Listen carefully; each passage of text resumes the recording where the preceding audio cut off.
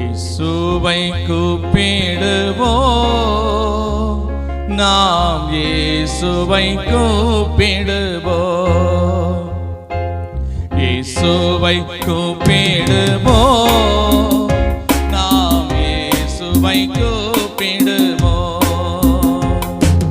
கவலை வந்தாலும் கண்ணீர் வந்தாலும், கவலை வந்தாலும் கண்ணீர் வந்தாலும் இயேசுவை கூப்பிடுவோம். மகனே இயேசுவை கூப்பிடுவோம். இயேசுவை கூப்பிடுவோம், நாம் இயேசுவை கூப்பிடுவோம். இயேசுவை